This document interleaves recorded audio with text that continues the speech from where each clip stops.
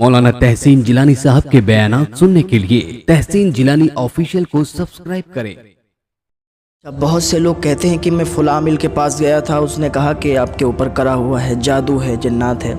देखिए, जादू जो है होता है और इंसान करवा भी देता है, लेकिन जो करवाते हैं उनका हाल बहुत ही बुरा होगा।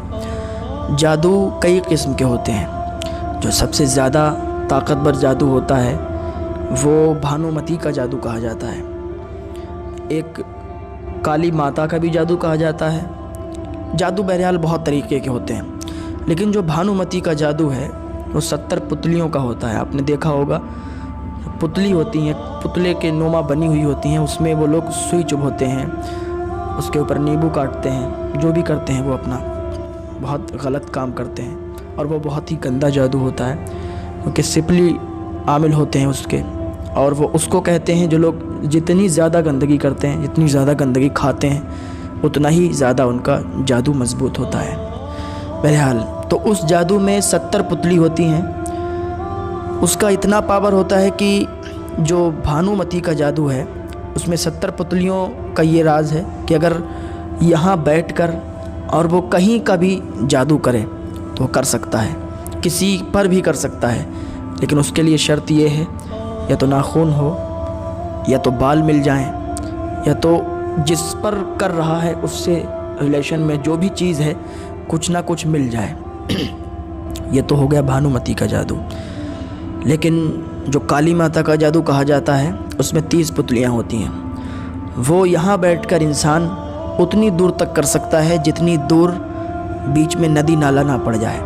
अगर बीच में नदी नाला पड़ गया तो वो जादू वहाँ तक ख़त्म हो जाएगा, वो वहीं तक महदूद रहता है। भानुमती का जादू वो नदी नालों से भी पार कर जाता है, आगे तक, जहाँ तक कर सकता है, जहाँ का इंसान होगा, मतलब जिस पर चाहे कर सकता है। अब जो आप पर जादू किया हुआ है, आप कहते हैं कि मैं फ़लाँ के पास गया, तो देखिए, हर आमिल से मत मिलिए और हर आमिल के पास मत जाइए, क्योंकि मैंने बहुत पहले भी बताया था कि हर आमिल एक जैसा नहीं होता है। बहुत से आमिल लूटने के लिए बैठे हैं, जो लोगों को लूटते हैं। बहुत से आमिल ऐसे होते हैं जो बाकी काम करके देते हैं और उनसे पैसा भी नहीं लेते हैं ज़्यादा, समझ रहे हैं, जिनका जितना उनका काम होता है उतना ही पैसा लेते हैं। अगर आपके ऊपर जादू है, आपके कारोबार बंद हैं, ठप हैं, आपको ऐसा लगता है कि कोई बंदिश है, तो किसी आमिल के पास मत जाओ। सबसे पहले आप नमाज के आदी बन जाओ, 5 टाइम की नमाज़ पढ़ने लगो।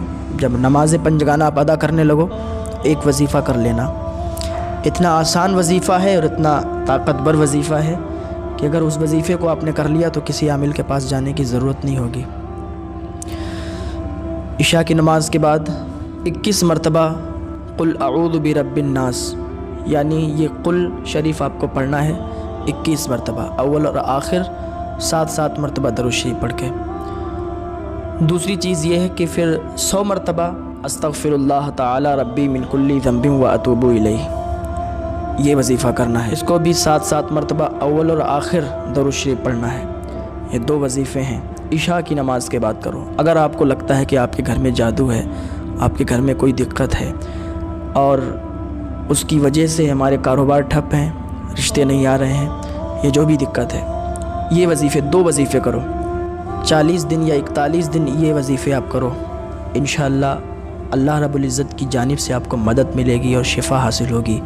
इनको पढ़ने के बाद अपने ऊपर दम करो और अपने घर वालों पर दम कर दो। और अगर पानी आपके पास हो तो पानी पर दम करके वो पानी रख लो और वो पानी अपने घर वालों को और अपने आप पी लो। इंशाअल्लाह अल्लाह रब्बुल इज़्ज़त की जानिब से आपकी मदद होगी और आपको शिफा हासिल होगी।